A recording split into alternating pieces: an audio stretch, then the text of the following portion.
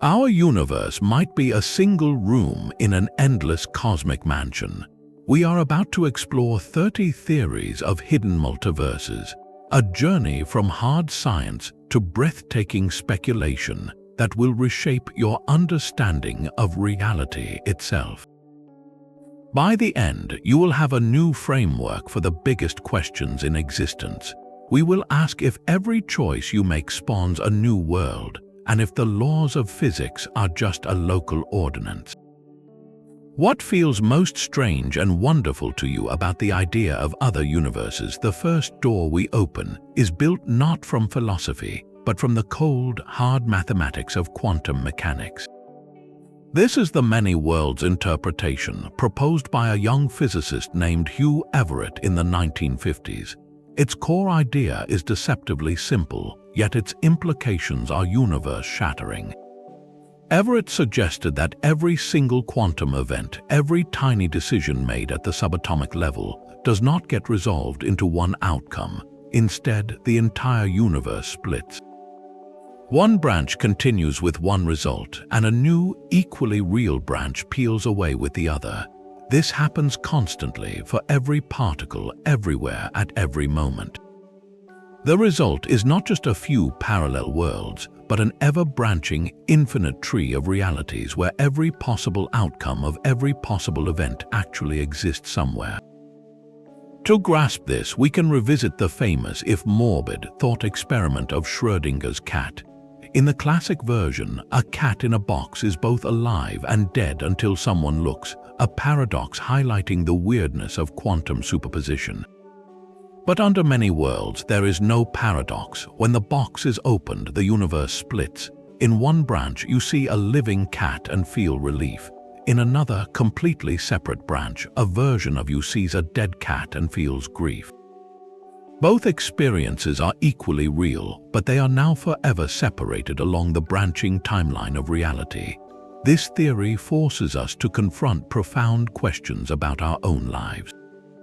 It suggests a version of you exists who made every different choice you ever considered, from that career path not taken to the words you left unsaid. It challenges our deepest intuitions about free will and destiny. If every possible version of you plays out, is any choice truly meaningful? Some physicists find this idea elegant because it removes the need for a mysterious collapse of probability. Others find it deeply unsettling, a picture of reality that feels wasteful and strangely lonely. Yet it remains one of the strongest, most mathematically coherent frameworks for a multiverse, rooted not in fantasy, but in the equations that describe our world at its most fundamental level. But if the many worlds theory feels almost too intimate, too personal in its implications, the next concept pulls the camera back to reveal a canvas of staggering scale. This is the theory of bubble universes, born from the leading model of our own cosmic origin, inflation. The idea is that the rapid expansion of space in the first fleeting moments of the Big Bang did not stop everywhere at once. Instead, inflation is eternal. In most of this hyper-expanding medium, it never truly ends, but like a pot of water boiling over, pockets of this inflationary energy can suddenly and randomly settle down, cooling into stable regions. Each of these calm pockets becomes a universe, a bubble floating in an endless, eternally inflating sea. Our entire observable cosmos, with its hundreds of billions of galaxies, is just one such bubble in an infinite frothing cosmic foam. The profound consequence here is that each of these bubble universes could be a separate reality with its own unique set of rules. The fundamental constants we take for granted, the strength of gravity, the mass of an electron, the very number of spatial dimensions, might all be different in other bubbles. In one bubble, gravity could be so strong that stars form and burn out in an instant. In another, the forces might be so weak that atoms never even clump together, leaving a cold, dark, and empty expanse. This theory provides a compelling, if humbling, answer to one of cosmology's deepest mysteries: why our universe seems so finely tuned for life.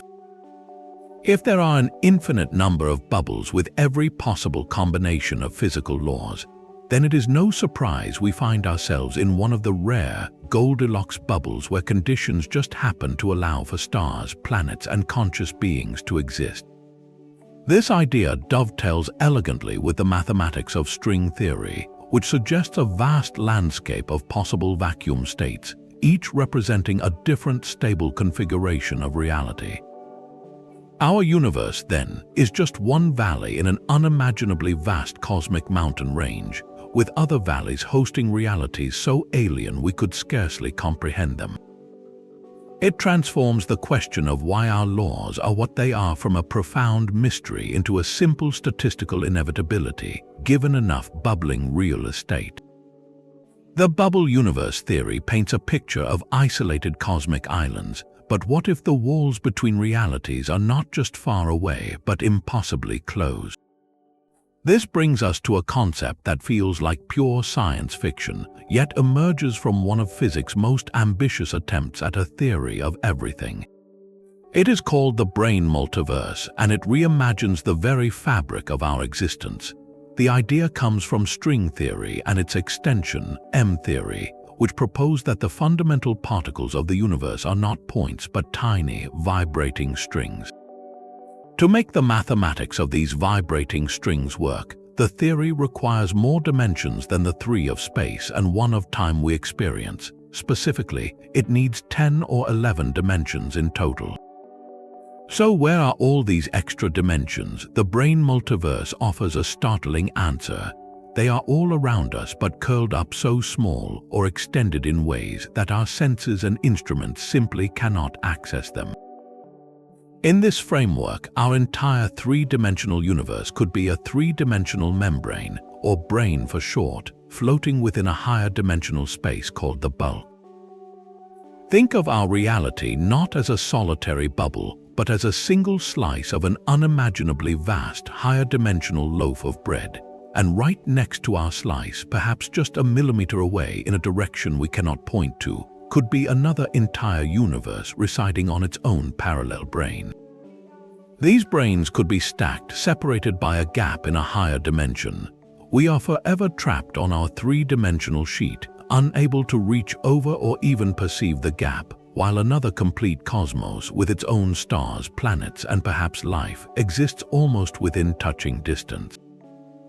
The implications become even more dramatic when we consider that these branes might not always remain peacefully separate. They could move, ripple, or even collide within the bulk. One of the most compelling ideas in cosmology is that our own Big Bang might not have been a singular creation from nothing, but the aftermath of a cataclysmic collision between 2 such branes. The immense energy released when they smashed together could have ignited the expansion of our entire cosmos, meaning our universe was born from a shattering encounter with another reality. This theory provides a potential mechanism for the inflationary period we discussed earlier, and it suggests that such cosmic collisions might not be unique. If branes can collide once, they might do so again, or perhaps they are colliding constantly in a cyclic pattern of cosmic death and rebirth across eternity. The brane multiverse challenges our perception of emptiness. The space between stars, which seems like a void, might in fact be a bustling higher dimensional highway, with entire other universes gliding silently past us in directions we cannot fathom.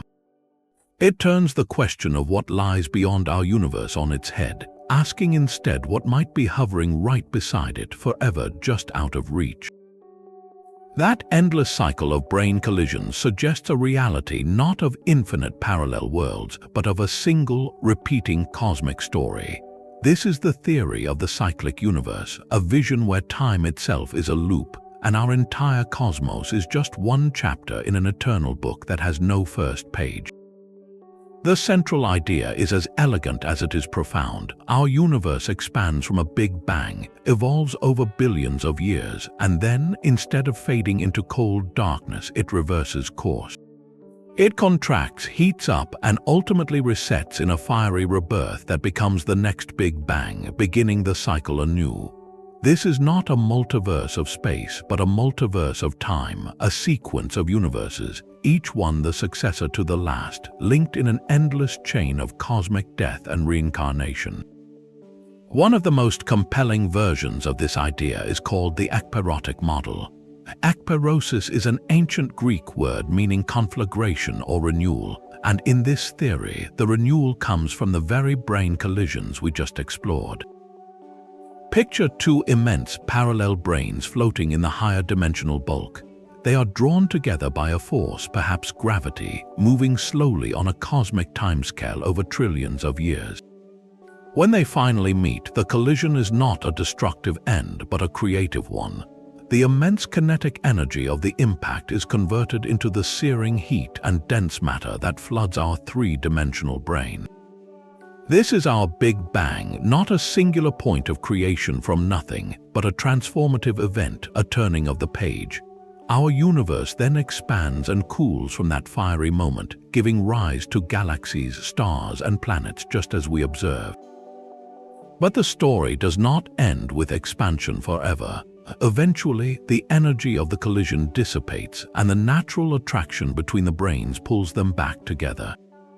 After an almost unimaginably long period, they collide once more, triggering the next cosmic cycle. In this view, our universe is the current phase between collisions, and the Big Bang was simply the last time the pages turned. This cyclic model offers a potential and deeply elegant solution to one of physics' most stubborn puzzles, the problem of entropy. Entropy is a measure of disorder, and the second law of thermodynamics states it always increases. Our universe started in a state of incredibly low entropy, highly ordered and dense, and has been becoming more disordered and spread out ever since. This leads to the heat-death scenario, a final state of uniform, cold emptiness. But if entropy always increases, how did the universe start with such low entropy to begin with? The cyclic universe provides an answer. During the contraction phase, as all matter and energy are crushed together in the approach to the next brane collision, the universe is effectively scrubbed clean. The immense forces and energies involved reset the entropy clock. The chaotic, high-entropy end state of the old cycle is processed and transformed into the low-entropy, highly ordered beginning of the new one. It is as if a messy, scattered deck of cards is gathered, shuffled perfectly back into order, and then dealt fresh for a new game. This process could continue forever, an eternal return with no beginning and no end, solving the mystery of our unlikely low-entropy start by making it a natural phase in an infinite loop.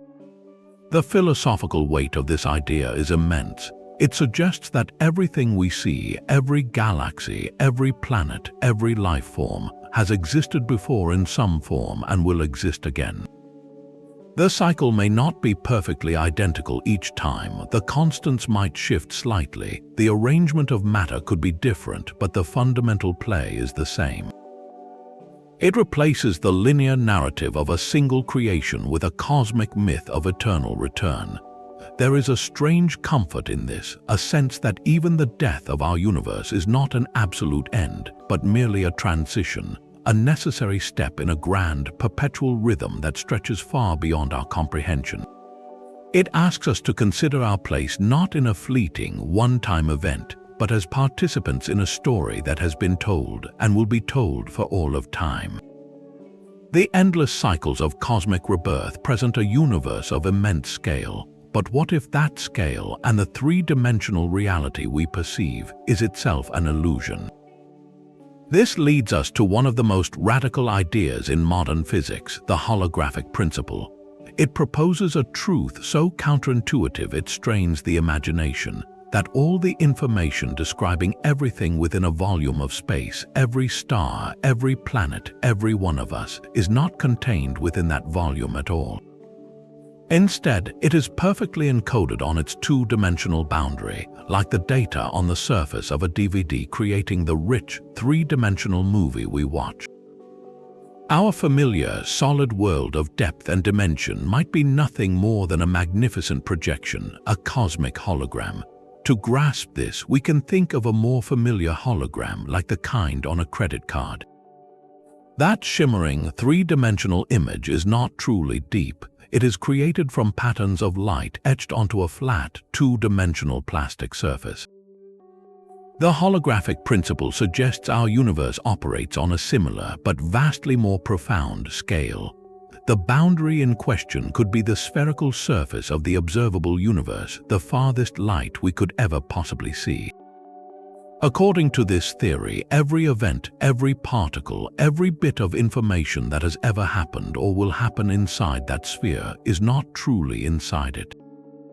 It is painted with perfect fidelity onto that distant two-dimensional shell. We are not living in the volume, we are living in the image projected from its edges. This is not mere philosophy, it emerges from the study of black holes and a deep puzzle about information. When matter falls into a black hole, what happens to the information it contained? The laws of quantum mechanics say information can never be truly destroyed.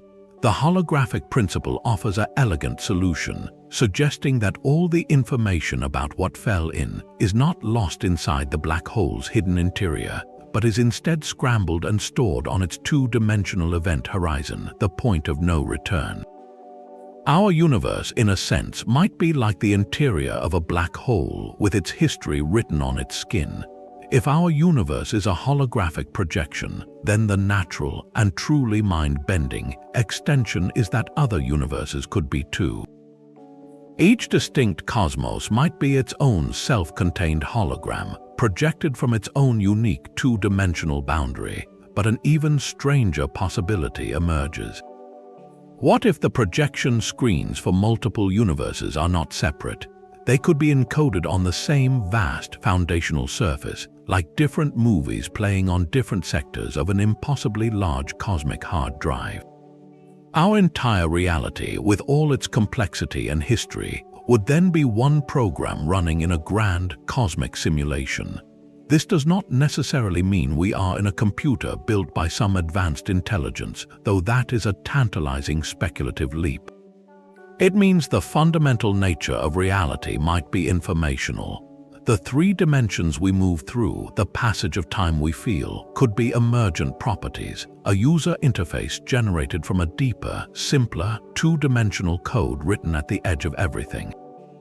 It transforms the question of what other universes are like. They might not be bubbles or branes in some higher dimensional space, but simply other sets of data, other projections, running on the same cosmic horizon, perhaps even interacting or sharing information in ways we cannot perceive from within our own projected illusion. The holographic universe suggests our reality is a kind of projection, a grand illusion of depth. But what if the code behind that projection is not just information, but mathematics itself? This brings us to a theory that pushes the boundaries of what we consider real, the mathematical universe hypothesis proposed by physicist Max Tegmark. Its core proposition is both simple and utterly revolutionary. It states that our physical reality is not just described by mathematics, which we already accept. Instead, it is a mathematical structure, and more than that, every mathematical structure that is logically consistent exists as a physical reality somewhere in the multiverse. Let us break down what that truly means. We use math, equations, and geometry to model the behavior of our world with incredible accuracy. Tegmark flips this relationship entirely. He suggests that the universe does not obey mathematical laws. The universe is those laws. The stars, planets, and atoms are not things that mathematics describes. They are manifestations of an abstract mathematical object, like specific shapes emerging from a more fundamental equation. In this view, you and I are not physical beings having a mathematical description. We are complex patterns within a vast, self-consistent mathematical structure. Now take the next breathtaking step of the hypothesis. If our universe corresponds to one particular mathematical structure, why should it be the only one? The hypothesis argues it is not. Every possible mathematical structure that does not contain internal contradictions exists as a physical universe somewhere. This is the ultimate multiverse. It is not just a collection of bubbles with slightly different physics. It is a library containing every conceivable form of reality that math can articulate. Some of these mathematical universes would be recognizable to us. They might have 4 dimensions of space instead of 3, or a different number of fundamental forces. Others would be utterly alien. Imagine a universe built not on the smooth geometry of Einstein, but on the discrete, pixelated rules of cellular automata, like a cosmic game of life playing out on an infinite grid. There could be realities where the concept of distance is meaningless, where time flows in loops, or where the logical rules of cause and effect themselves are different from our own. This forces us to confront one of the oldest philosophical debates about the nature of mathematics itself. Is math a human invention, a language and tool we created to make sense of patterns we observe? Or is it a fundamental truth of existence, a landscape of abstract relations that we merely discover, like explorers mapping a pre-existing continent? The mathematical universe hypothesis comes down firmly on the side of discovery. It posits that mathematicians are not inventors, they are physicists exploring the properties of other, equally real universes. When a mathematician works out the intricate properties of a hyperbolic geometry or a novel numerical set, they might, in a very real sense, be cataloging the physics of a cosmos we will never visit. The implications are dizzying. It means that every story, every work of fiction that is logically consistent, could describe a real universe somewhere in the mathematical multiverse. It suggests that the quest for a theory of everything in physics is not the quest to find the laws of our universe, but to identify which specific, beautiful mathematical structure we happen to inhabit. And it leaves us with a haunting, beautiful thought. Our search for meaning, for purpose in the cosmos, might be the search of a self-aware pattern within a grand equation, trying to understand the symbols that wrote it into being. The idea that we are patterns in a grand mathematical equation leads to an unsettling yet strangely modern possibility. What if the equation is not running on some abstract cosmic substrate, but on a very real physical computer? This is the simulation hypothesis, a theory that has leapt from science fiction into serious philosophical debate. Its core premise is that our universe, with all its richness and history, is not base reality, but an artificial construct, a simulation created by a vastly more advanced civilization. When we place this idea within a multiverse context, its implications expand exponentially. If a civilization possesses the technology to run one universe-scale simulation, the computing power required would be godlike. It is logical to assume they would not run just one. They would run countless simulations, perhaps billions or trillions, each with slightly different starting conditions, tweaked physical constants, or altered historical narratives. Our entire cosmos, then, could be a single entry in a vast digital archive, one experiment in a near-infinite series run by beings we might call post-biological gods. This directly connects to the concept of the ancestor simulation, popularized by philosopher Nick Bostrom. He reasoned that a future civilization, perhaps our own descendants, might have both the capability and the curiosity to simulate their own past in exquisite detail. They might create countless iterations to study their origins, test historical outcomes, or even for entertainment. If such simulations are possible, and if even a fraction of advanced civilizations choose to run them, then the number of simulated universes would vastly outnumber the one base reality. Statistically, we are far more likely to be living in one of the many simulations than in the original, physical universe.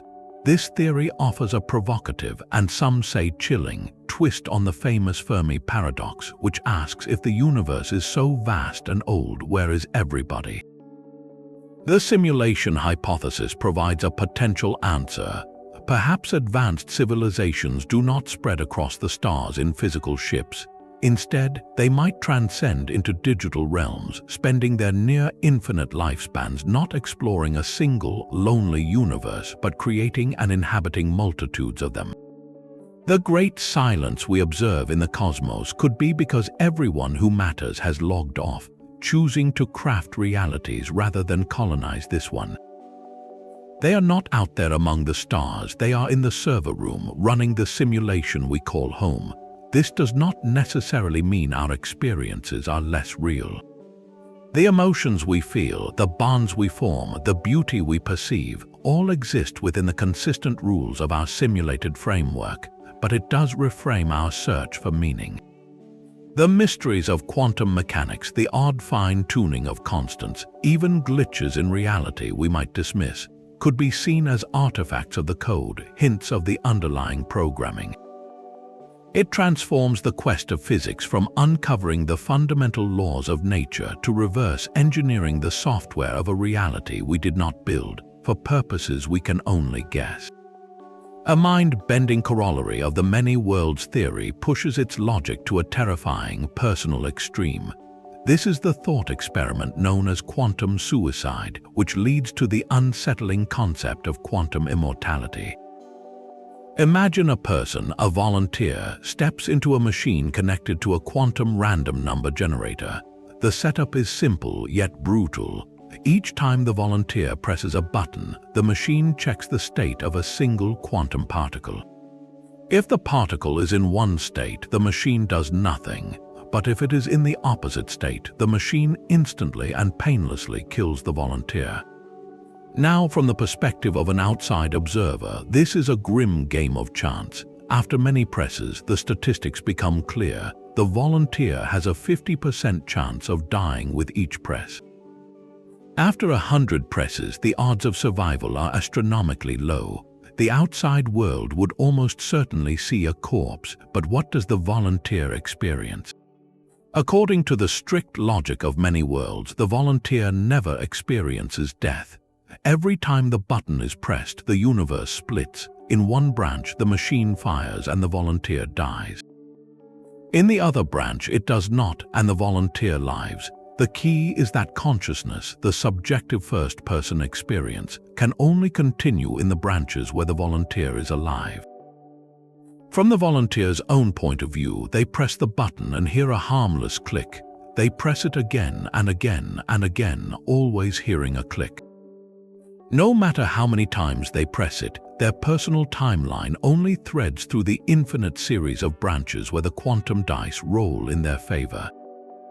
They become, from their own perspective, immortal within the confines of this cruel experiment. This is quantum immortality. It suggests that your conscious experience is not a single thread through one timeline, but a pathfinder that navigates the branching tree of reality, always following the paths where you continue to exist. This leads to bizarre and deeply philosophical questions.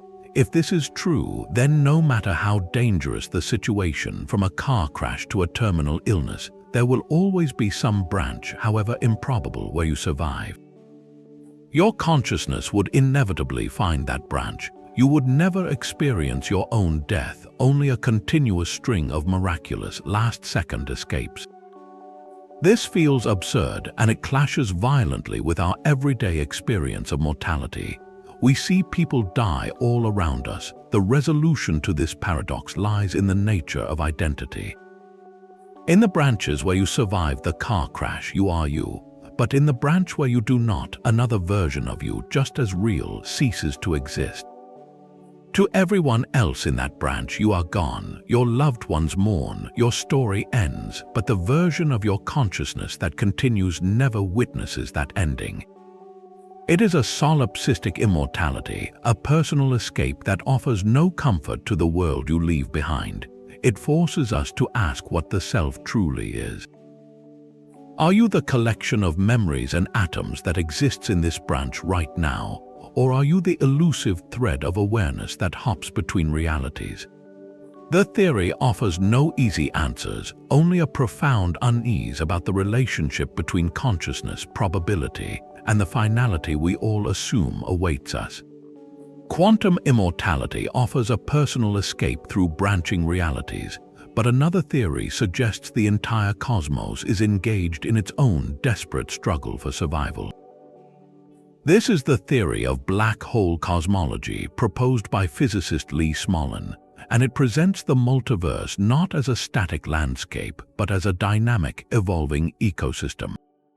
Smolin's radical idea, sometimes called the theory of fecund universes, proposes a breathtakingly simple and elegant mechanism for cosmic reproduction. Inside every black hole, he suggests, the known laws of physics break down not into a meaningless singularity, but into the seed of a new Big Bang. When a star collapses to form a black hole, or when supermassive black holes merge at the hearts of galaxies, the immense gravitational forces do not lead to a dead end. Instead, they pinch off a region of space-time, creating a new, separate universe that expands into its own dimensions, forever disconnected from our own. Our cosmos, in this view, is not a unique creation. It is the offspring of a black hole in a parent universe, and the black holes within it are themselves pregnant with future cosmic generations. This idea carries a profound and beautiful consequence, a form of cosmic natural selection. The new universe born inside a black hole does not inherit its parent's laws of physics perfectly. During the violent birthing process, the fundamental constants, like the strength of gravity or the mass of electrons, undergo slight, random mutations, much like genetic variations in biological reproduction. Some of these baby universes will have constants that are wildly inhospitable to complex structure. Perhaps gravity is too weak to pull gas into stars, or the nuclear forces are too strong, causing all matter to fuse into iron instantly. These universes are cosmic dead ends, sterile and empty. But other universes, through sheer chance, will have constants tuned just right to allow for the formation of stars, galaxies, and crucially, more black holes. These are the fecund universes, the ones capable of reproduction.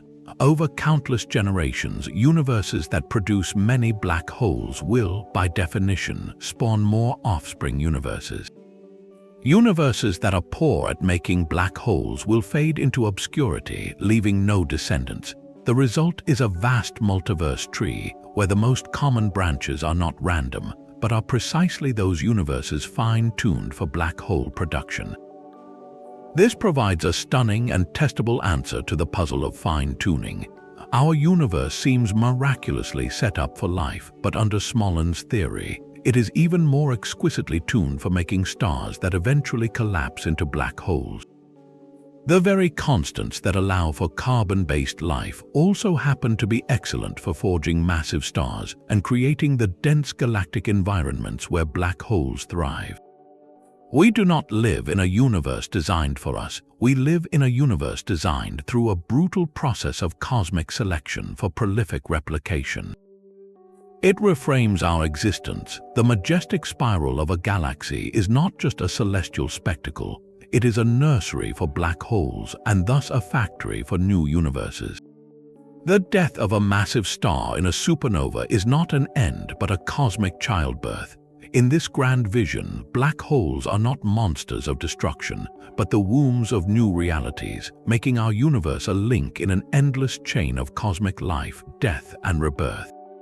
It suggests that the drive to replicate, to create offspring that carry your information forward, is not just a biological imperative, but may be a fundamental principle woven into the fabric of reality itself, playing out on the grandest possible scale. Black holes as cosmic wombs present a universe shaped by selection, but a far simpler yet equally staggering. Possibility requires no exotic physics at all. It relies on two assumptions that modern cosmology increasingly supports: that space is flat and that it is infinite. If both are true, we arrive at what physicist Max Tegmark calls the level 1 multiverse. This is the simplest, most inescapable form of a multiverse, born not from quantum splits or higher dimensions, but from the pure, cold logic of infinity and probability. The reasoning is straightforward. In an infinite flat space, the matter and energy we see, while vast, are finite.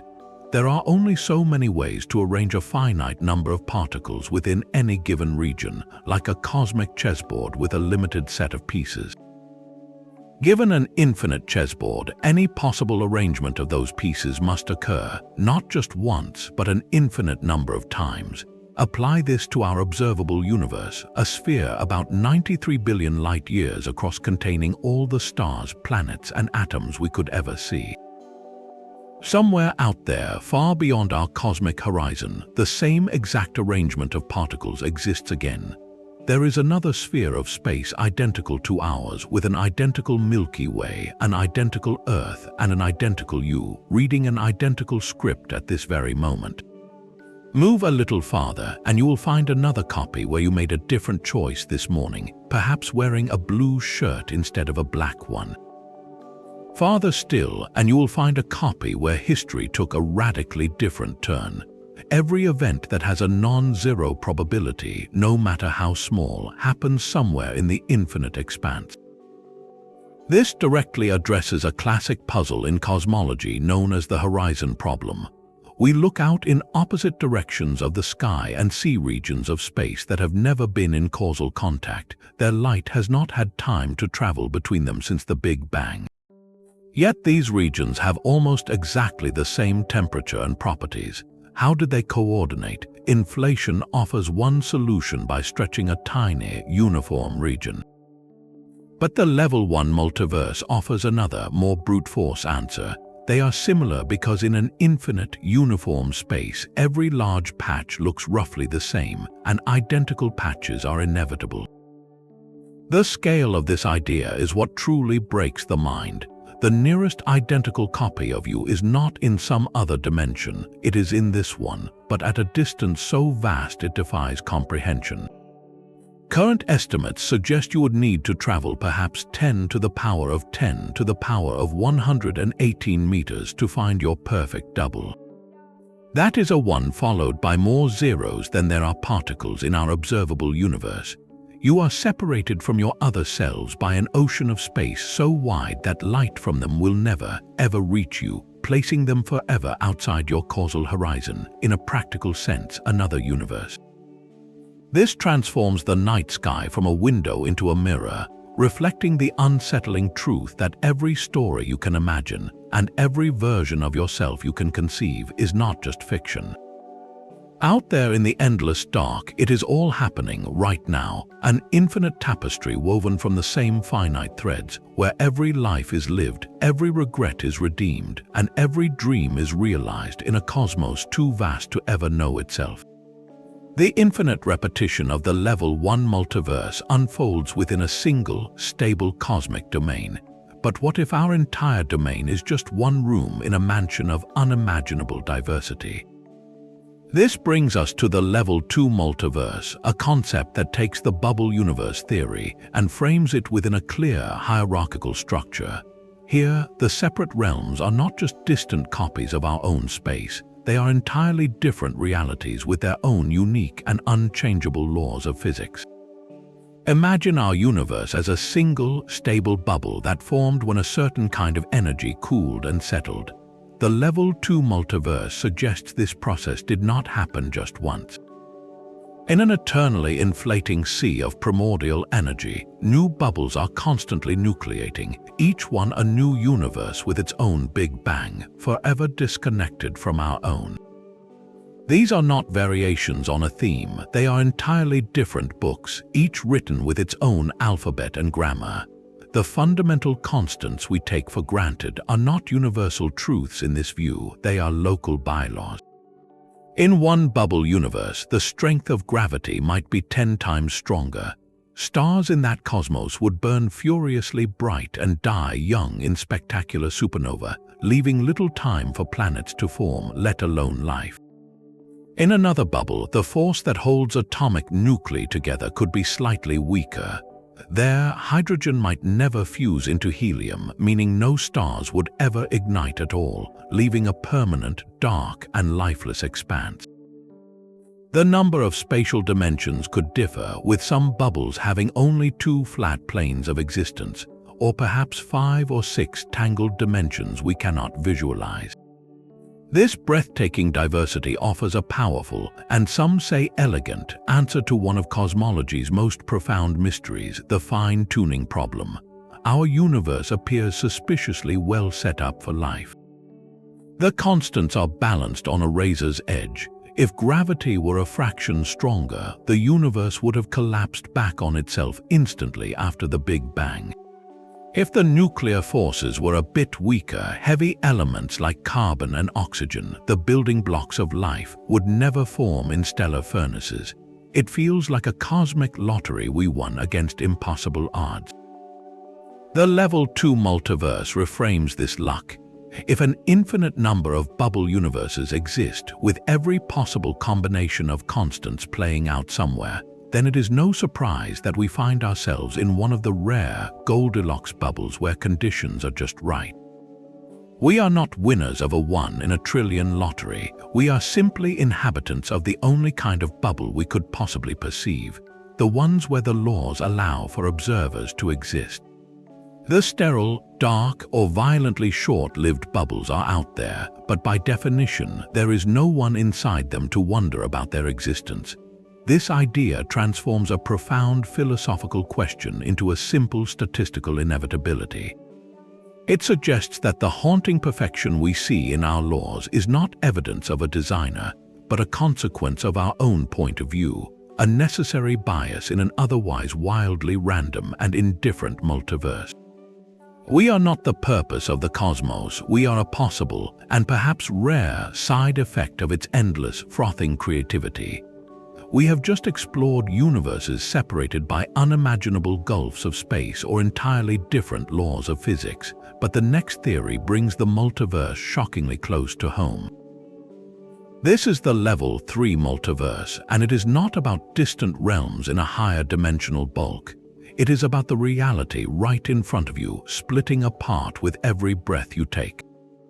This level is, in essence, the many worlds interpretation of quantum mechanics, formally categorized by Max Tegmark as a distinct and profound layer of multiplicity. While the Level 1 multiverse gives us identical copies of ourselves in faraway regions of space, and Level 2 offers bubbles with alien physics, Level 3 presents a different kind of infinity. These universes are not far away in space, they are right here, branching from every quantum event, sharing our exact same space and physical constants, but rapidly diverging into different histories and futures. The distinction is crucial. In Level 1, another you is reading this script on a planet a googolplex of light years away. In Level 3, another version of you is reading a different sentence because a single electron in your brain took a different quantum path a moment ago. The branching happens locally, instantly, and endlessly, weaving a tapestry of alternate realities that are all equally real, all superimposed in the same quantum substrate. This framework provides a powerful and elegant resolution to one of the most stubborn paradoxes in all of science, the mystery of wave function collapse. In standard quantum theory, a particle exists in a haze of probability, a superposition of all its possible states until it is observed or measured. At that moment, the wave function is said to collapse and the particle picks one definite state.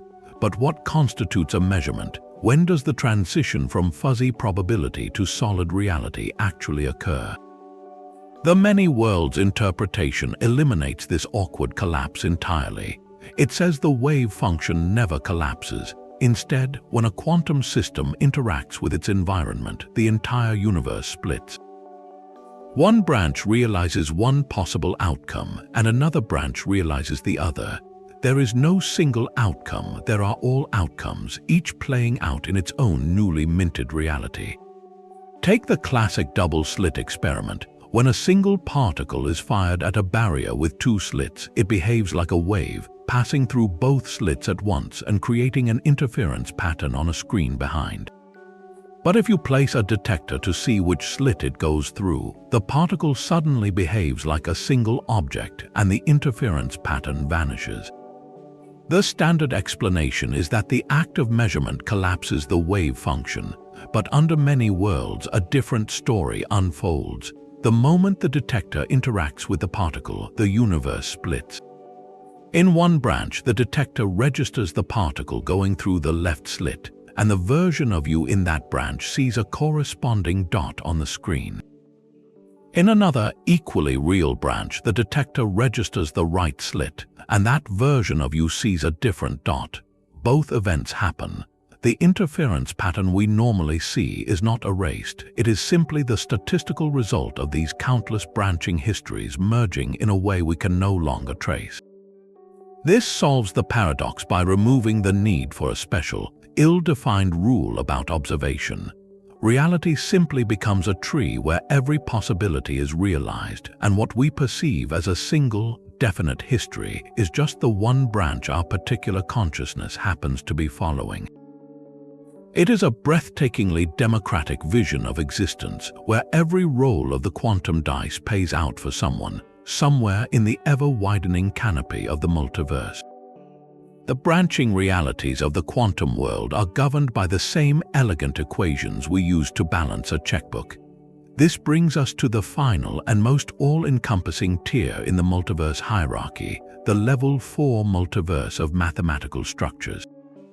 Proposed by physicist Max Tegmark, this is not merely another layer of reality.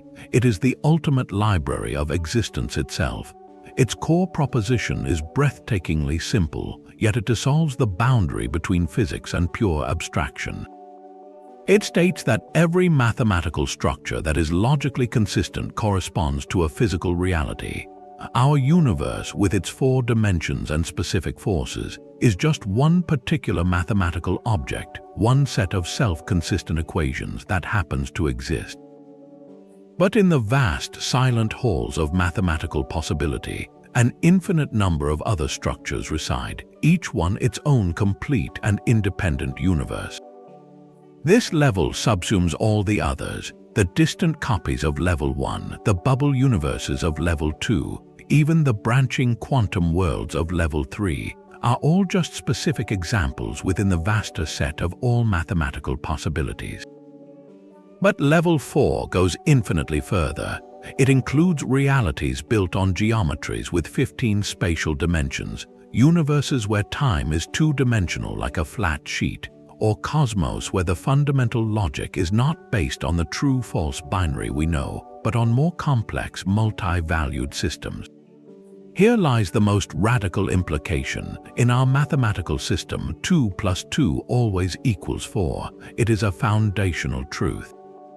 But could there be a logically consistent mathematical structure where, in its internal rules, the operation we would call addition yields a different result? If such a structure is free from internal contradiction, then according to the hypothesis, it too is physically real somewhere in the Level 4 multiverse. In that universe, creatures would not see 2 plus 2 equals 5 as a falsehood, but as an axiomatic truth of their world, as natural and unshakable as gravity is to us. Their entire physics would flow from this different starting point, producing a reality utterly alien to our senses. This pushes the fine-tuning argument to its absolute limit. We do not live in a universe fine-tuned for life. We live in the particular mathematical structure that allows for self-aware substructures like us to emerge and ask questions. The others are not fine-tuned for anything we would recognize, but they are no less real. The debate around this idea is fierce and fundamental. Proponents see it as the ultimate endpoint of scientific reductionism, a beautiful and final answer to the question of what exists. If physics is just the discovery of which mathematical structure we inhabit, then the job of a physicist is to find our cosmic address in the library of all possible equations. Critics, however, argue this may be a bridge too far, crossing from science into untestable metaphysics.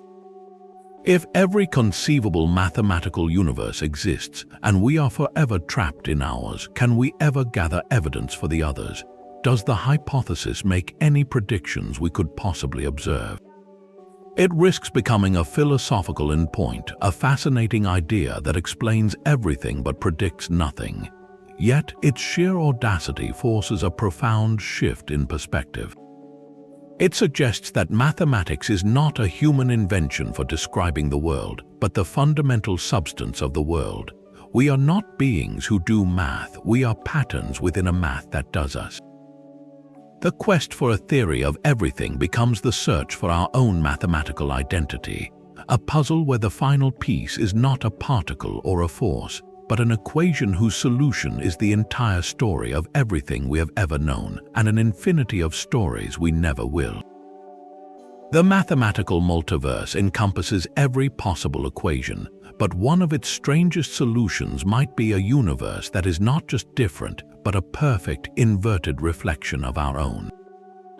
This is the theory of a mirror universe, born from a profound and seemingly unbreakable symmetry in physics known as CPT.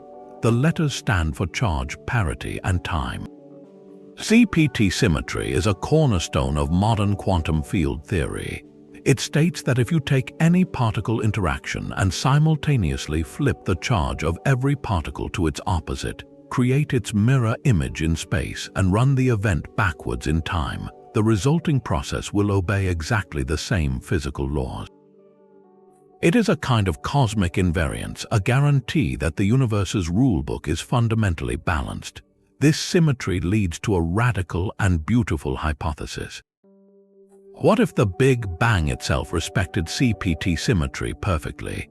To do so, it could not have created just one universe moving forward in time from a single point. It must have created two. One is our familiar universe expanding forward from the initial singularity. The other is its perfect CPT counterpart, an anti-universe that from our perspective is moving backward in time. In this mirror realm, everything is inverted. Positive charges are negative, left is right, and the arrow of time flows in the opposite direction. From the perspective of a being in that universe, their time moves forward normally, and we are the ones moving backward. The two universes would be born back to back at the moment of the Big Bang, like twins facing away from each other into opposite directions of time. This idea offers a stunningly elegant potential solution to one of cosmology's greatest mysteries, the nature of dark matter. In our universe, we have observed ghostly particles called neutrinos. They come in three types, and intriguingly, they all spin in a left-handed way relative to their direction of motion. We have never found a right-handed neutrino. According to some extensions of particle physics, these right-handed neutrinos should exist, but they would be extremely massive and not interact with any force except gravity. They would be, in essence, invisible, stable, and pervasive. Now consider the mirror universe. To maintain perfect CPT symmetry, its particles would be the mirror opposites of ours. That means in the anti-universe, neutrinos would all be right-handed. If some of these right-handed neutrinos from the mirror realm managed to leak or gravitate across the primordial boundary at the Big Bang, they would now be floating through our cosmos. To us, they would be completely dark, not interacting with light or ordinary matter, yet possessing mass and therefore exerting a gravitational pull. They would be, in every way that matters, a perfect candidate for the mysterious dark matter that holds galaxies together. In this view, the invisible stuff that makes up most of the matter in our cosmos is not some exotic new particle we have yet to discover in a lab. It could be the ordinary neutrino of a parallel, time-reversed universe, a cosmic souvenir from our mirror twin born at the dawn of everything. This theory reframes the Big Bang not as a beginning, but as a point of symmetry, a fulcrum balancing two realities evolving in opposite temporal directions. It suggests that for every star that forms here, a mirror star dissolves there. For every life that is lived forward, a mirror life is lived in reverse, in a cosmic dance of perfect, balanced opposition. A mirror universe moving backward in time presents a cosmos of perfect symmetry, but another classic vision offers a different kind of eternity. The oscillating universe theory imagines a reality with a heartbeat, a single cosmos breathing in and out across eons. In this model, our universe expands from the fiery birth of the Big Bang just as we observe. But unlike the prevailing view of eternal expansion, gravity eventually wins. After hundreds of billions of years, the outward rush slows, halts, and reverses. All the galaxies, stars, and scattered matter begin a long fall back toward each other. Space itself contracts, the universe heats up as it is compressed, culminating in a cataclysmic event called the Big Crunch, where all matter and energy are crushed into an ultra-hot, ultra-dense state. This is not the end, however, it is a reset. The immense energy of the crunch rebounds, triggering a new Big Bang, and a fresh universe is born from the ashes of the old. This cycle of expansion, contraction, and rebirth repeats forever, an endless sequence of cosmic epochs within the same cosmic arena. This is a multiverse not of space, but of time, a single stage upon which the grand play of existence is performed again and again. Each cycle or oscillation could last 1 trillion years or more, with galaxies forming, stars shining, and perhaps life emerging, only to be gathered back into the cosmic forge for renewal. The philosophical appeal is profound, replacing a definitive beginning and a cold, lonely end with an eternal rhythm, a story without a first or final chapter. Yet modern cosmology has identified a serious flaw in this elegant picture, a problem rooted in the inevitable increase of disorder. Entropy, the measure of chaos in a system, always rises. Our universe started in a state of remarkably low entropy, highly ordered and dense, and has been becoming more disordered ever since. In an oscillating model, each cycle would begin with the entropy level left by the end of the previous one. If entropy only increases, then each new cycle would start more disordered than the last. Over many oscillations, the starting entropy would become so high that the universe could never collapse back neatly into a hot, dense Big Crunch state. It would be a scattered, cold mess unable to rebound. The cycles would grow longer, weaker, and eventually stop like a pendulum slowing in thick mud. To save the idea of an eternal return, new models have emerged that attempt to address this entropy problem. Some propose that during the ultra-dense phase of the crunch, the very laws of physics might temporarily break down or reset, scrubbing the cosmic slate clean and restoring low entropy for the next cycle. Others, like the ekpyrotic brane collision model we explored earlier, provide a mechanism where the collision and rebirth process naturally generates a new, low-entropy beginning. These refined ideas transform the simple bounce into a more complex cosmic renewal, suggesting that for the cycle to continue, each rebirth must involve a fundamental refresh, a return to order forged in the chaos of the previous end. It asks us to consider whether time itself is cyclical, and if the ultimate fate of everything is not to fade, but to gather, collapse, and begin anew in a dance that has no final step. The eternal rhythm of cosmic rebirth suggests a universe that can create more of itself, and some of the most cutting-edge theories in physics propose it does exactly that, not through collisions but through quantum surgery.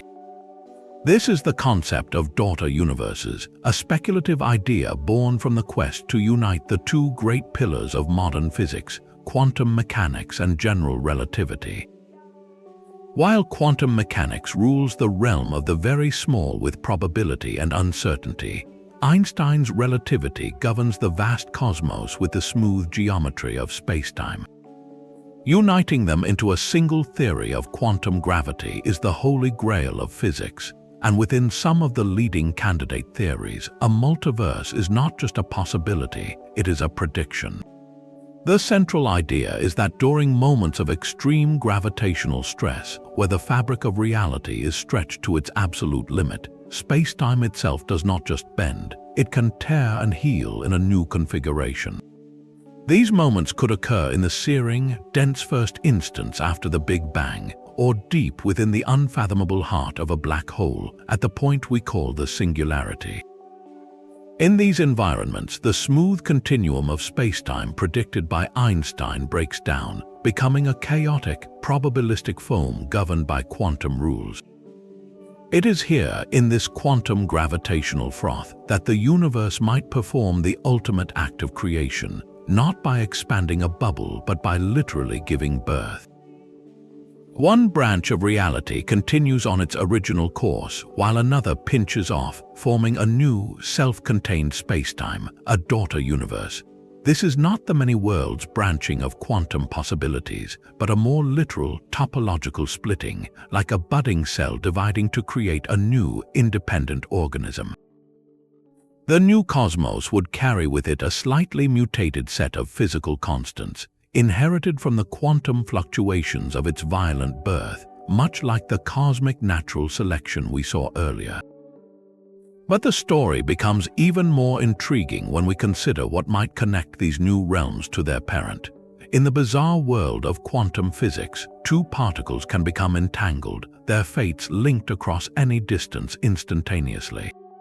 Some models suggest that the umbilical cord between a parent and daughter universe could be a form of space-time entanglement. Though they may be forever separated in the conventional sense, a subtle quantum thread could remain, a ghostly connection encoded in the very fabric of both realities. This leads to the tantalizing possibility of wormholes, theoretical tunnels through space-time. In some daughter universe models, the point of separation might not fully heal, leaving a fragile quantum bridge, a wormhole linking the two cosmoses. This wormhole would likely be unimaginably tiny, unstable, and buried in conditions so extreme that nothing could ever traverse it.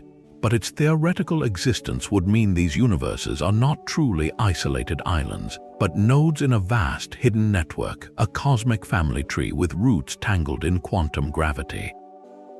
This vision transforms black holes from ultimate endpoints into potential cosmic nurseries.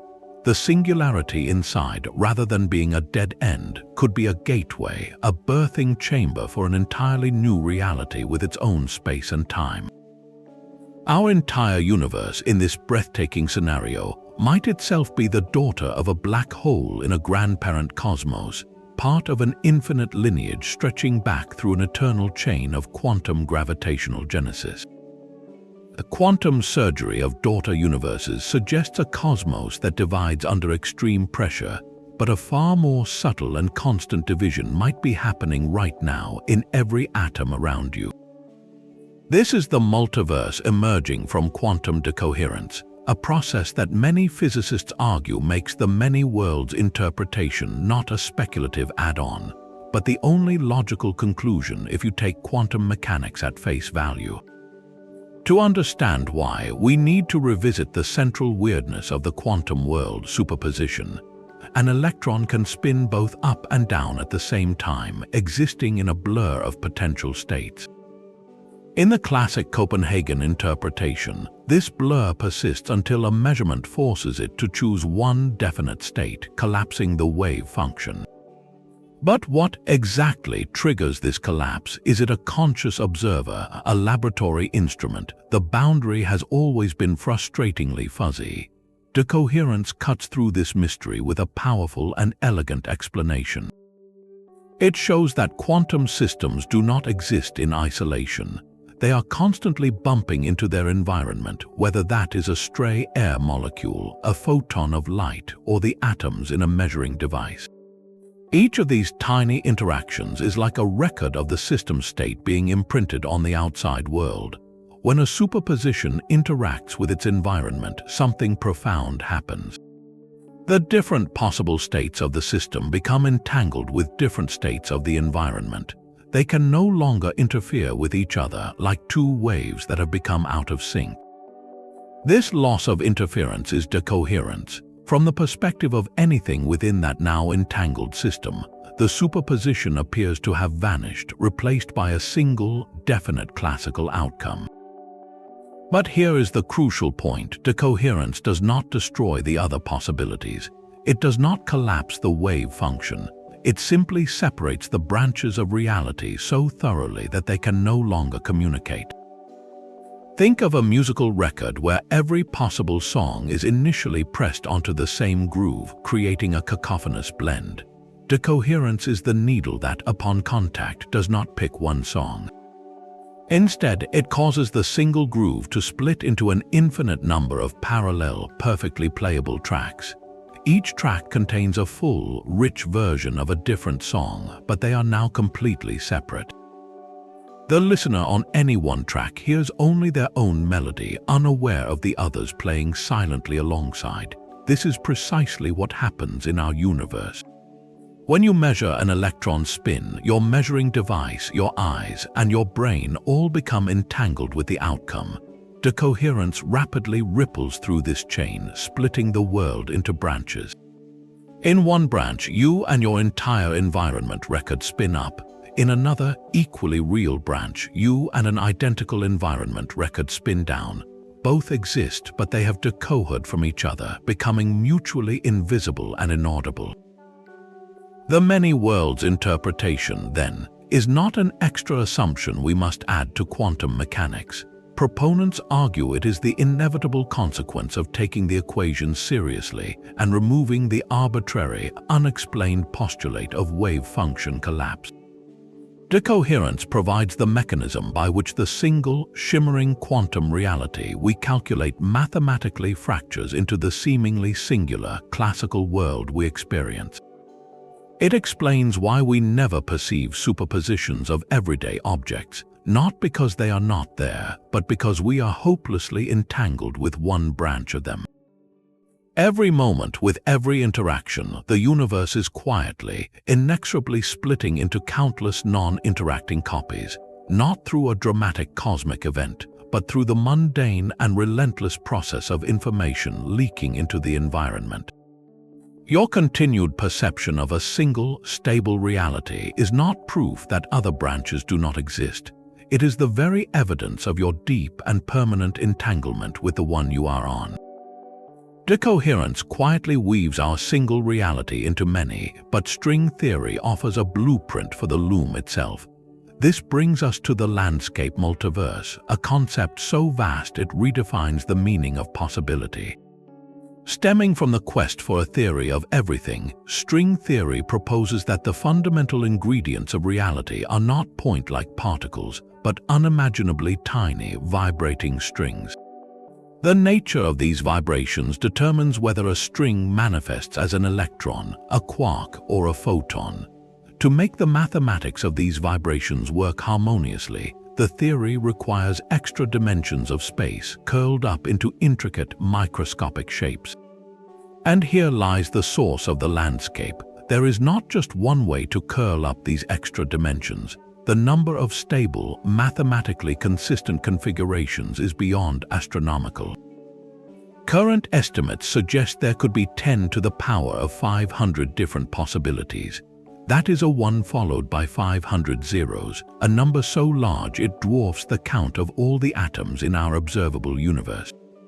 Each of these distinct geometric configurations represents a different possible vacuum state, a unique set of rules for physics. In one configuration, the curled-up dimensions might produce a universe where gravity is dominant and stars are fleeting. In another, the electromagnetic force could be negligible, preventing atoms from ever bonding. Our universe, with its 4 familiar dimensions and specific constants, is just one such configuration, one particular valley in an inconceivably vast and abstract cosmic mountain range. We do not inhabit a special or unique valley. We simply inhabit one of the few where the conditions allow for galaxies, planets, and questioning minds to arise. This landscape provides a powerful, if humbling, framework for the fine-tuning we observe. With so many possible valleys, it is statistically inevitable that a handful, purely by chance, would have the right parameters for complexity and life. The mystery of why our laws are so hospitable transforms into a simple question of address. We live where we can. However, this breathtaking scope introduces a profound criticism. If string theory allows for 10 to the power of 500 different universes, and makes predictions that depend entirely on which valley we are in, can it ever be truly tested? How do we verify a theory that potentially predicts everything and therefore, in a sense, predicts nothing specific about our own cosmic neighborhood? Critics argue this moves the theory from the realm of empirical science into the domain of metaphysics, a beautiful mathematical construct without a clear experimental hook. Proponents counter that the search is not over. They hope that as we probe higher energies with particle colliders or study the faint echoes of the Big Bang in greater detail, we might find signatures like specific patterns of cosmic inflation or novel particles that point to the particular shape of our extra dimensions, giving us our first map to our location in the landscape. Until then, the landscape multiverse stands as a monument to human ambition, a theoretical edifice of staggering grandeur that promises to explain everything if only we can find our place within it. The holographic principle paints our reality as a magnificent illusion, but it also suggests a startling new way to think about the walls between worlds. If our universe is a projection from a two-dimensional boundary, then perhaps other universes are too. Each distinct cosmos could be its own self-contained hologram, playing out from its own unique cosmic screen. Yet an even more intriguing possibility emerges. What if these screens are not isolated? The information for multiple universes could be encoded on different regions of the same vast foundational horizon. Picture an impossibly large cosmic hard drive. Our reality, with all its stars, planets, and history, is one file. Right next to it, in a different sector of the same informational surface, is the complete data set for another universe with its own laws and stories. They are stored side by side, yet utterly separate in their projected experiences. This reframes the very nature of what a multiverse is. Other realities are not distant places in some higher dimensional space. They are alternative projections, other shows playing on different screens within the same cosmic theater. The profound consequence is that traveling from our universe to another might not involve a spaceship crossing some unimaginable void. It would be a translation of information. You would not move your body through space. You would translate the entire informational pattern that constitutes you from one cosmic file format into another. It would be like taking a character from one video game and porting its essential code into a completely different game engine. The character would suddenly find itself in a new world with different physics, rendered from a different set of rules on the same underlying hardware. This idea dissolves the barrier between physics and information theory. The fundamental stuff of reality is not matter or energy, but bits. The constants of nature are not fixed laws, but system settings. And the birth of a new universe is not a fiery explosion, but the initialization of a new simulation on an unused sector of the cosmic horizon. This perspective offers a strange kind of hope for one day breaching the multiverse. The challenge would not be engineering a warp drive powerful enough, but cracking the cosmic code and finding a way to rewrite our own source data onto a different part of the screen. Of course, this remains pure speculation, a thought experiment at the farthest edge of physics, but it forces a radical shift, asking us to see not just the universe but ourselves in a new light. We are not just beings within a reality, we are the living data of one, a story written on the edge of everything, wondering if the story next to ours has a happier ending. Philosophy offers a vision of the multiverse that makes even the wildest scientific theories seem restrained. This is the audacious idea of modal realism proposed by the philosopher David Lewis. While physicists speak of branching quantum paths or inflating bubbles, Lewis made a claim of breathtaking simplicity and scope. He argued that every possible world is not just a concept, not a mathematical abstraction, but a concrete, physical reality, every bit as real as the one you are experiencing right now. In his view, our world is just one among a vast, indeed infinite, plurality of worlds. These possible worlds are not distant in space or time, nor are they other universes in a scientific multiverse. They are utterly isolated, spatio-temporally disconnected from us, but they are fully actual. When we say something is possible, like a world where dinosaurs never went extinct, Lewis says we are not just imagining. We are pointing to a real place where that scenario is true. Every story you can tell that does not contain a logical contradiction, from a world where you are a famous musician to a world where grass is bright purple and donkeys can talk, describes a genuine, existing cosmos. The logical appeal of this idea is immense. It provides a beautifully clean and powerful framework for understanding fundamental philosophical concepts like possibility, necessity, and meaning. What does it mean to say you could have been a doctor? In Lewis's system, it means there is a real world, somewhere in the vast array of possibilities, where a person very much like you, your counterpart, is indeed a doctor.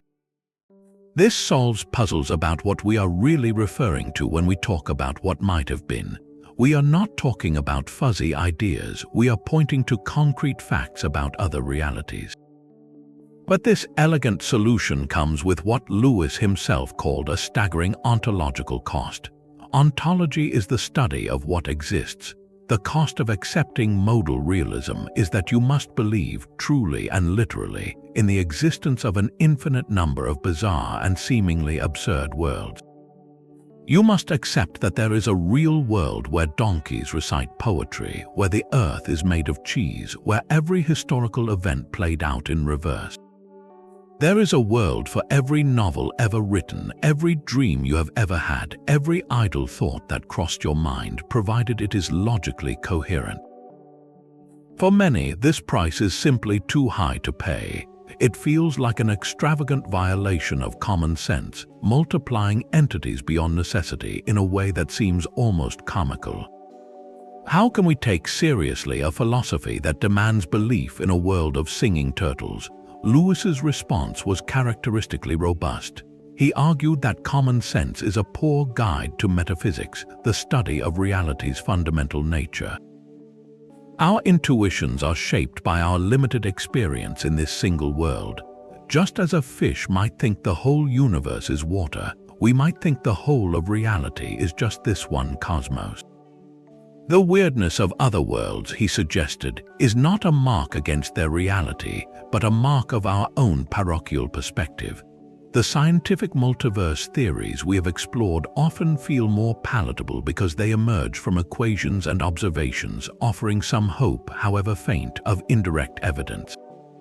Modal realism offers no such empirical hook. It is a philosophical stance justified by its explanatory power and logical consistency, not by telescope data or particle colliders. It stands as a stark, pure alternative, challenging us to decide what we value more, a simple and powerful explanation for the nature of possibility, or a more conservative view of reality that keeps the weirdness at a safe, imaginary distance. It asks whether the universe's greatest hidden depths might be found not in higher dimensions or quantum splits, but in the untapped potential of everything that ever could be. The sheer scale of an eternal multiverse forces us to confront a paradox so unsettling it threatens to unravel the very foundation of rational thought. This is the Boltzmann brain problem, a thought experiment that emerges from the cold logic of probability in a cosmos without end. It begins with a simple principle from thermodynamics that over immense periods, even the most unlikely events will occur. In a truly infinite or eternal reality, given enough time, random quantum fluctuations in a void could, by pure chance, spontaneously assemble a fully formed, self-aware human brain, complete with a lifetime of false memories floating alone in the darkness. According to the math in an eternal, chaotic sea, such a freak accident is not just possible, it becomes inevitable and will happen an infinite number of times. The paradox then strikes with terrifying force. If such random, disembodied brains are statistically more common than the gradual, orderly evolution of an entire universe with galaxies, planets, and billions of real, embodied minds, then what does that say about us?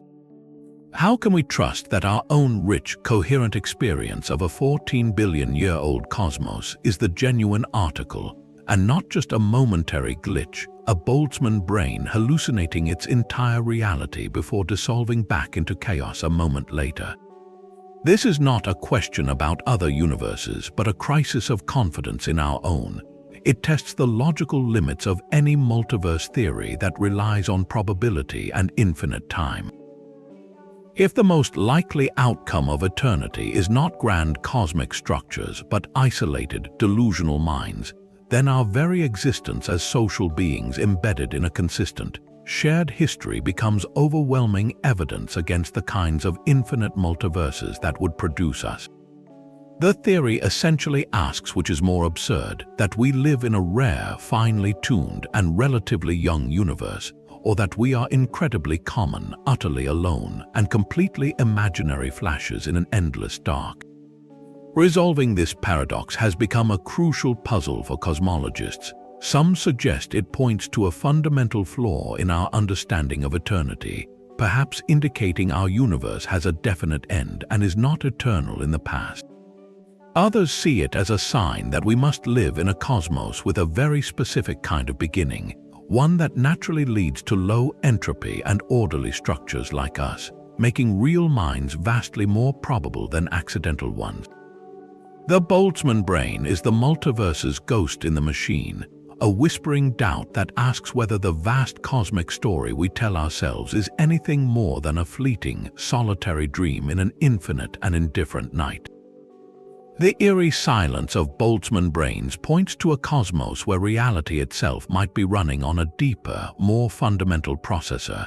This leads to a theory that reframes everything, proposing the multiverse is not just like a computer, it literally is one. Specifically, a quantum computer operating on a scale so vast it defies comprehension. In this view, each separate universe is not a distant bubble or a branching timeline, but a single thread in a cosmic calculation, a possible outcome being processed in parallel with all the others. The entirety of existence becomes a single, unfathomably complex quantum computation, and what we perceive as the flow of time is merely the sequential updating of cosmic bits. This idea finds its roots in the work of visionary physicists like Seth Lloyd. He proposed that space-time itself might not be smooth and continuous, as Einstein described, but rather pixelated, composed of fundamental units of information, quantum bits or qubits. These qubits interact and entangle according to the rules of quantum mechanics, and their collective state defines the universe at any given moment. The entire history of our cosmos, from the Big Bang to this very second, could be the result of a specific program running on this quantum substrate. Now extend this breathtaking notion to the multiverse. If one universe is a computation, then the vast ensemble of all possible universes is the computer's working memory, holding every potential solution to the cosmic equation simultaneously. A quantum computer is powerful precisely because it does not explore possibilities one by one. It leverages superposition to explore all possible paths at once. In the cosmic quantum computer model, this is exactly what the multiverse is doing. Every possible configuration of matter, every variation of physical law, every alternate history is not just a hypothetical, it is a state actively being processed. Our specific universe, with its particular laws and history, is simply one answer that has decoded into a stable, classical output, one branch of the calculation that has become our experienced reality. This provides a startlingly elegant framework for the many worlds interpretation. The branching of universes at every quantum decision is not a mysterious splitting of reality, but the natural operation of a quantum processor exploring all branches of its code in parallel. The holographic principle we discussed earlier fits seamlessly here, with the two-dimensional boundary of a universe acting like the ultimate read-only memory, storing the final result of its local computation.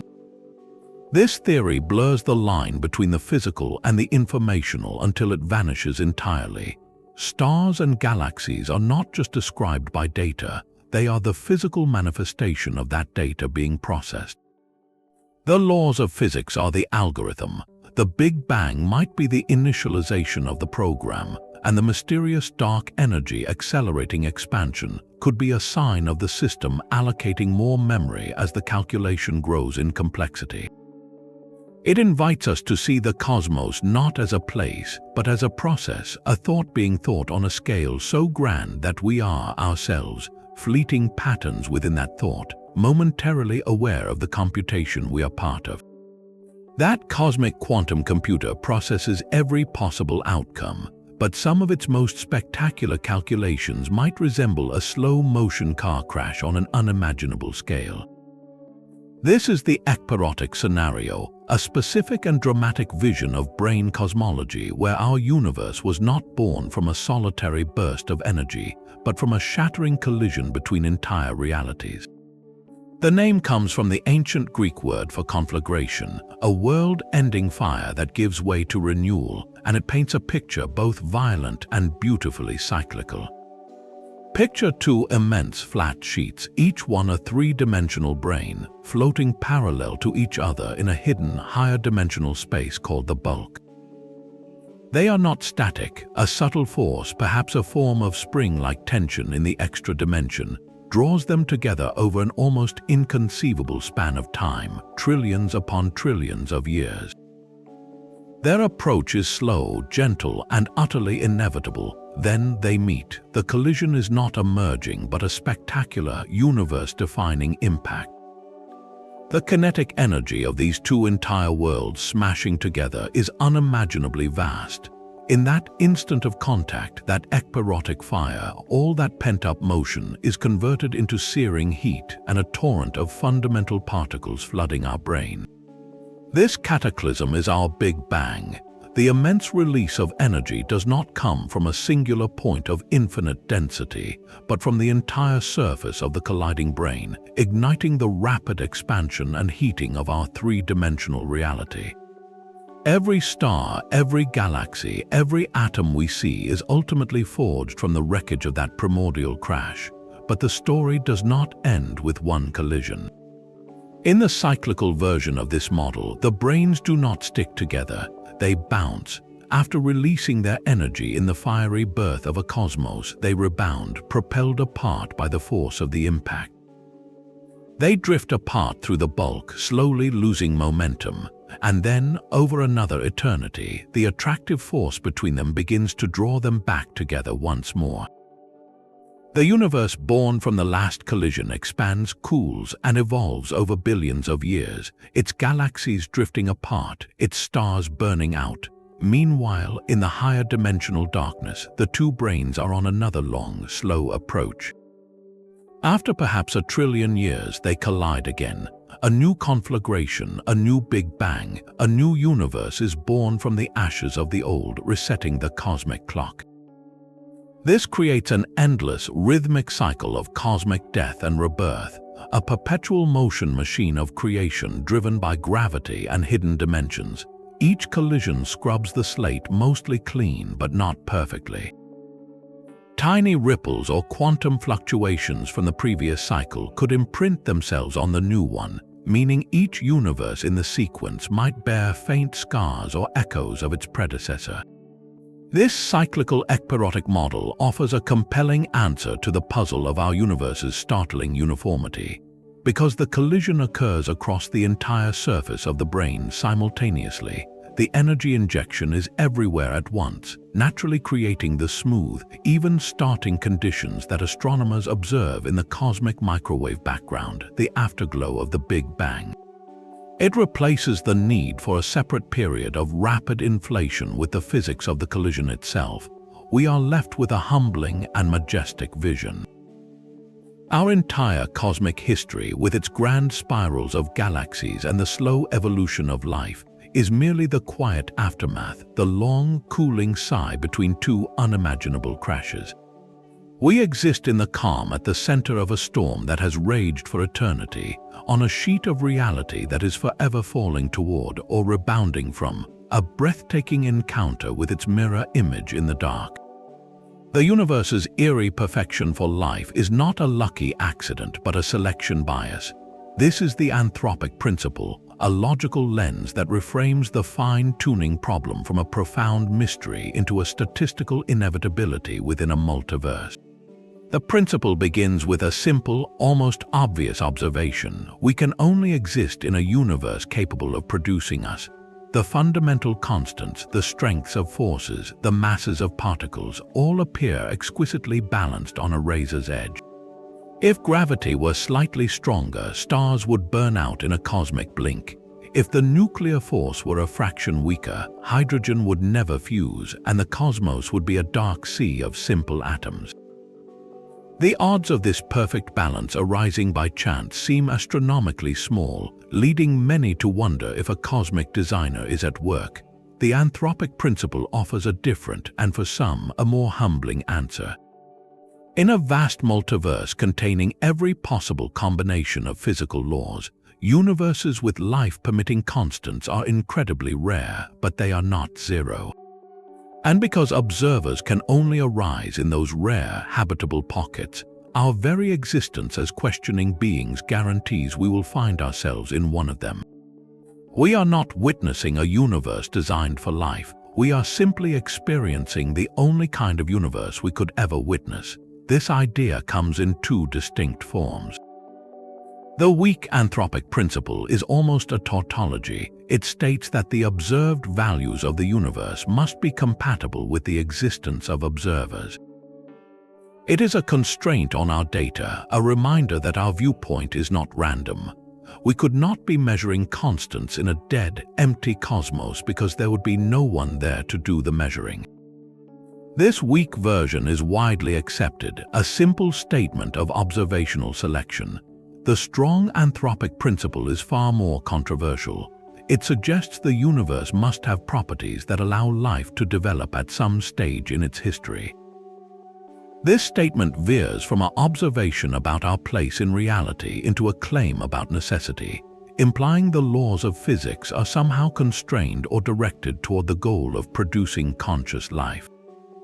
Critics argue this strong version smuggles in a kind of teleology or purpose without a clear mechanism. Within the context of a multiverse, however, even the strong principle finds a natural home, not as a law, but as a consequence of sheer numbers. If an infinite array of universes exists, then a subset of them will, by pure chance, have the right conditions for life. Our presence here simply identifies us as inhabitants of that fortunate subset. This transforms the search for meaning. The fine-tuning we marvel at is not evidence of a benevolent creator fine-tuning a single cosmos for us. Instead, it is the inevitable signature of a cosmic lottery with near-infinite tickets, where the winning ticket is the only one that can ever be cashed in by a conscious mind. It replaces the need for a single, designed universe with a sprawling, aimless, and breathtakingly fertile landscape of possibilities, where we are not the purpose but a possible and perhaps fleeting product. This strange link between our choices and the universe's structure finds a startling echo in a rigorous mathematical proof. The Conway-Cochin free will theorem is not philosophy. It is a theorem in quantum mechanics with implications that shake the foundations of reality. Developed by mathematicians John Conway and Simon Cochin, it builds from a few simple assumptions about the behavior of particles. The theorem's conclusion is deceptively simple yet profound.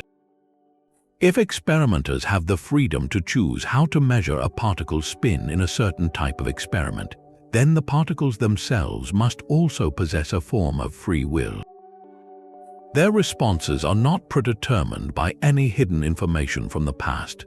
In essence, the universe cannot be a purely deterministic machine if we are not. The theorem pins down a stark choice: either particles have genuine freedom, or human experimenters are themselves deterministic automata, their choices an illusion. This forces a confrontation between our deepest intuitions about our own minds and the cold logic of the quantum world.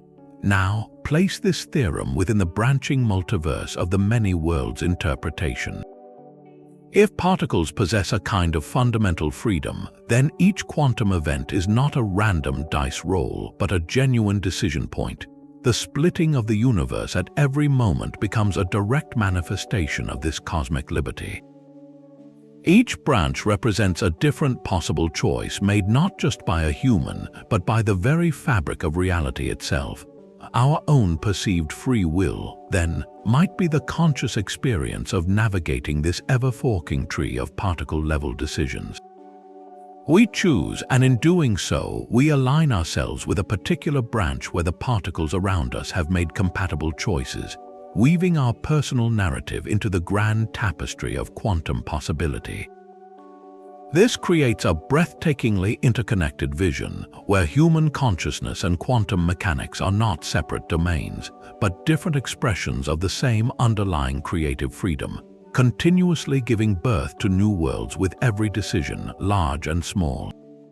The fine-tuning of physical constants is not the only cosmic coincidence begging for an explanation. There is another, even more mysterious force woven into the fabric of empty space itself, a force that seems to defy everything we know about the universe's destiny.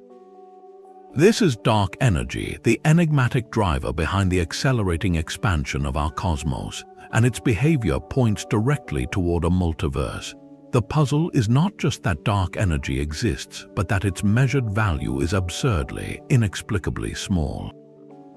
According to the simplest calculations from quantum field theory, the energy of the vacuum should be colossal, perhaps 120 orders of magnitude stronger than what we observe. If it were that strong, the repulsive force would have ripped apart every atom, star, and galaxy the instant they tried to form. Our universe would be a featureless, accelerating void.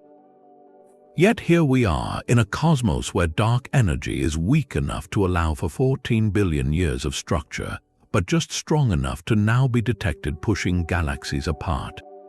Why this incredibly precise, seemingly arbitrary value? This is the cosmic coincidence problem. It feels like we are observing the universe at one special moment in its long history, the brief window where the effects of matter and dark energy are comparable, allowing us to notice both.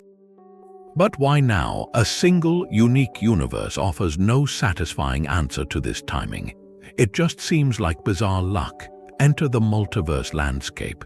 In a frothing sea of bubble universes, each with its own random set of physical constants, the value of dark energy would be different in every bubble. In the vast majority of bubbles, the value would be enormous. Those universes would inflate apart so violently that no stars or planets could ever coalesce. They would be empty, dark, and lifeless. In another large set of bubbles, dark energy might be zero or negative, causing those universes to collapse back on themselves in a big crunch shortly after birth.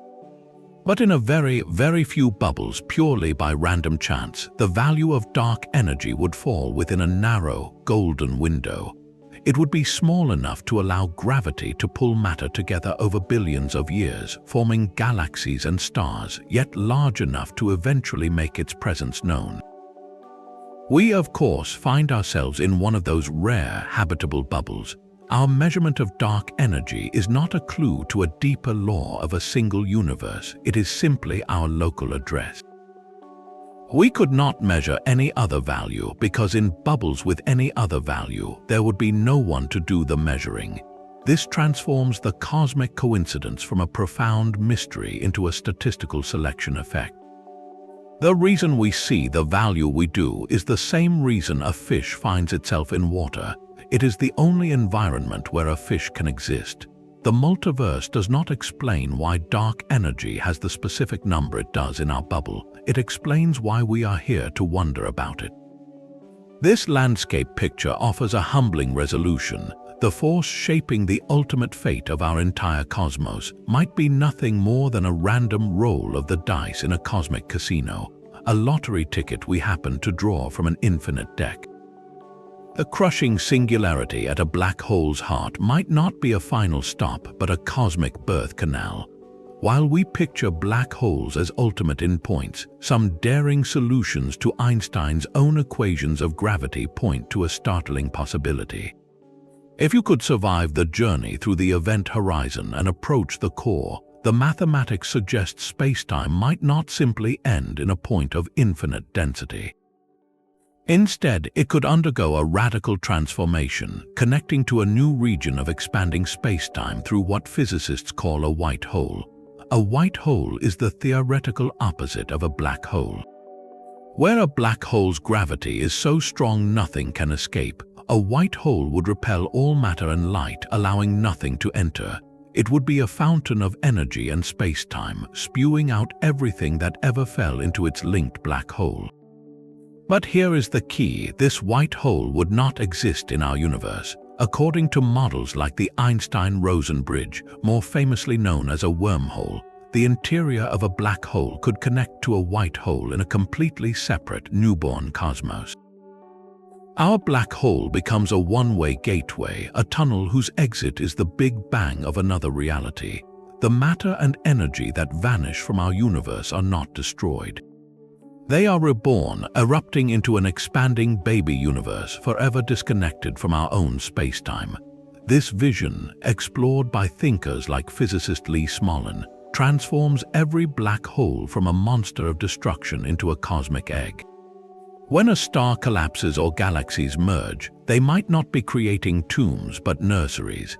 Each black hole in our sky could be the umbilical cord to a flourishing new cosmos, with its own galaxies, stars, and perhaps even life, all born from the ashes of what we thought was lost. This raises a tantalizing question about information. In our universe, information seems to vanish into a black hole, creating a paradox with quantum mechanics. But if that information is simply transferred, encoded into the very fabric of a new baby universe, the paradox dissolves. The information is not lost, it is emigrated. It passes through the one-way connection, becoming the foundational seed from which an entirely new set of physical laws and structures emerge in the daughter cosmos. We could never retrieve it, but it would not be destroyed. In this breathtaking view, our universe is not alone because it floats in a higher dimensional bulk, but because it is a prolific parent, giving birth to new realities through the very objects we thought represented finality. The darkness of a black hole is not an end but a curtain, and on the other side, an entire universe is taking its first breath. This quantum birth from nothing is not a one-time miracle, but a process that could be happening constantly. If our universe tunneled into existence from a quantum vacuum, then that same primordial emptiness is not truly empty. It is a seething sea of potential, where the rules of quantum mechanics allow for constant, spontaneous fluctuations. On the smallest scales, particles and antiparticles blink in and out of existence all the time, borrowing energy from the vacuum for fleeting moments. Now scale that idea up to a cosmic magnitude. Instead of a particle pair, imagine an entire universe. In the quantum foam of this metaspace, the barrier to creating a cosmos is not infinite. Given enough time, or rather, in a realm where time itself may not yet have meaning, the improbable becomes inevitable. A tiny bubble of false vacuum, a region with different energy properties, can quantum tunnel into a stable, expanding universe. It is a cosmic loophole where a universe simply bypasses the need for a singular beginning and pops into being. This process does not have a start button. If it happened for us, it can, and almost certainly does, happen again and again, eternally. The result is not a single universe, but a bubbling foam of nascent realities, each one tunneling into existence from its own quantum fluctuation in the infinite meta-vacuum. This is the quantum version of the bubble multiverse, but with a crucial difference. In the inflation model, bubbles nucleate in an eternally inflating medium. Here, the bubbles, the universes themselves, are the primary event, appearing directly from the quantum fuzz of a deeper, more fundamental nothingness.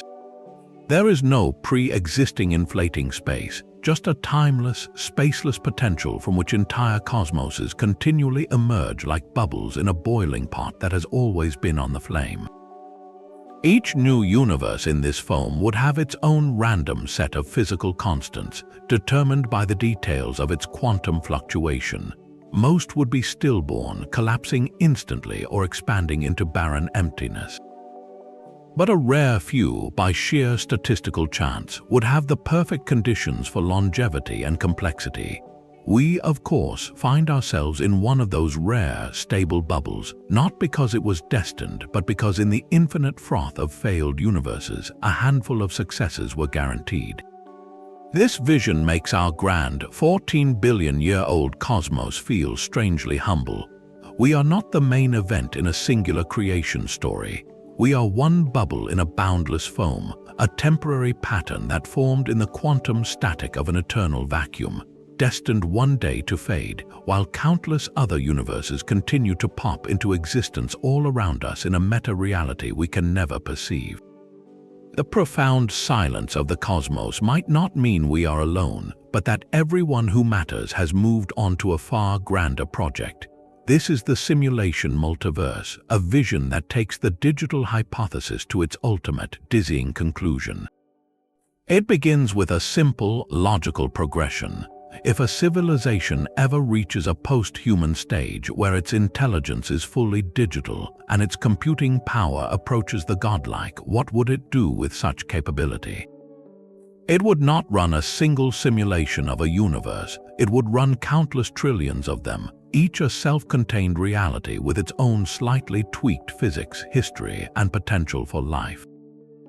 Our cosmos, then, would be one entry in an infinite digital archive, a single experiment in a near-endless series, but the rabbit hole goes much, much deeper. Within such a framework, the simulated beings inside those universes would themselves advance. Given enough time and complexity, they too would reach a stage of technological maturity. And what would they do? They would likely begin running their own simulations, crafting universes within their universe. This creates a potentially infinite regress, a nesting doll of realities where simulations spawn simulations all the way down. We could be living in a simulation running inside a simulation, inside another simulation, in a chain that stretches upward to an original, base reality we can never access. This is the core of the simulation argument formalized by philosopher Nick Bostrom. He breaks it down into a stark trilemma. 1. Almost all civilizations at our stage of development go extinct before becoming post-human. 2. Almost all post-human civilizations lose interest in creating ancestor simulations. Or 3. We are almost certainly living in a computer simulation right now. If you believe that even a small fraction of advanced civilizations would choose to run vast numbers of simulations for research, entertainment, or to preserve their history, then the number of simulated beings would vastly outnumber the beings in the one original reality. By sheer statistics, you are far more likely to be one of the simulated minds. This argument assigns a startling probability to our own situation, suggesting it is more rational to believe we are in a simulation than not. The ethical weight of this idea is immense. If we are simulations, are our experiences less real? The emotions we feel, the bonds we form, the beauty we perceive, all exist within the consistent rules of our programmed framework. They are real to us, but for our potential creators, we might be nothing more than data points in a grand experiment, our suffering and joy merely lines of code to be observed and perhaps discarded. This raises haunting questions about purpose and morality. If we discover we are in a simulation, does that invalidate our search for meaning, or does it make the quest for understanding our own code the ultimate meaning? The simulation multiverse reframes the entire cosmic mystery.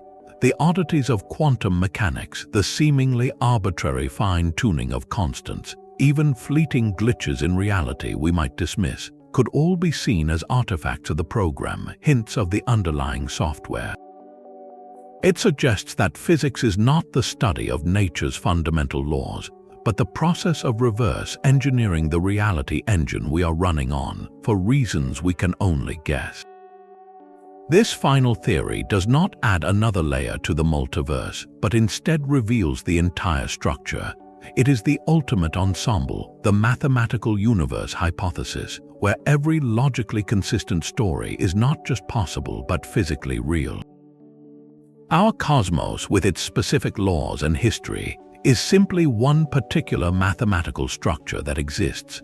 The library of all such structures contains every universe that can be described without contradiction, from those with 5 spatial dimensions to realities where time flows in loops or where the very concept of addition yields different results. In this breathtaking vision, mathematics is not a human tool for describing reality. It is the fundamental substance of reality. We are not beings who do math. We are complex, self-aware patterns within a grand, self-consistent equation. This transforms the quest for a theory of everything from a search for the laws of physics into a search for our cosmic address in an infinite library of mathematical truth. It means every work of fiction, every dream, every story you have ever told that contains no internal contradiction describes a genuine universe somewhere in the ultimate ensemble. The implications for consciousness are staggering. If our minds are patterns within a mathematical structure, then consciousness itself might be an emergent property of sufficiently complex information processing, a phenomenon that could arise in any universe where the right kind of pattern unfolds. Our sense of self, our wonder, our very questioning of these ideas might be an inevitable feature of certain kinds of cosmic code. This forces us to confront the deepest question of all. Is the multiverse a physical fact, something out there in some higher dimensional space? Or is it a mathematical truth, a landscape of pure abstraction that is its own kind of existence? Or perhaps it is a metaphysical necessity, the only coherent answer to why anything exists at all. If something can exist, it must. The 30 theories we have explored, from quantum branches to cosmic simulations, from mirror worlds to holograms, are all just different windows into this one profound possibility. They are all glimpses of the ultimate ensemble. Our place in this cosmos is both humbling and strangely magnificent. We are transient patterns in an eternal equation, granted a fleeting moment to look out at the vastness and ask, what does it mean? The multiverse may be the answer, or it may simply be the question written in the fabric of everything. The search continues. From the quantum foam to the cosmic library of mathematics, this journey across 30 visions of reality reveals a cosmos far grander than we ever dared to dream. Each theory, from the branching paths of many worlds to the holographic projections and simulated realms, is not just science fiction. These are serious attempts by brilliant minds to solve the most stubborn puzzles in existence, from the eerie fine-tuning of our constants to the very nature of time and consciousness. While definitive evidence remains just beyond our reach, the multiverse idea has proven itself to be an incredibly powerful tool, a conceptual key that unlocks answers to questions that seemed unanswerable in a single, lonely universe. It transforms mysteries into statistical inevitabilities and offers a new language for the cosmos. This search for our true cosmic context, for understanding whether we are alone in reality or one thread in an infinite tapestry, is one of humanity's greatest and most beautiful adventures. It is a testament to our endless curiosity, our refusal to accept that the story ends with the edge of our vision. So keep questioning, keep imagining. Look up at the night sky and wonder not just what is out there, but what else is out there. Which of these 30 theories feels the most compelling, the most wondrous, or the most unsettling to you? Let us know in the comments below, and if you are hungry for more journeys to the edge of understanding, be sure to subscribe. Our exploration of space's deepest mysteries has only just begun.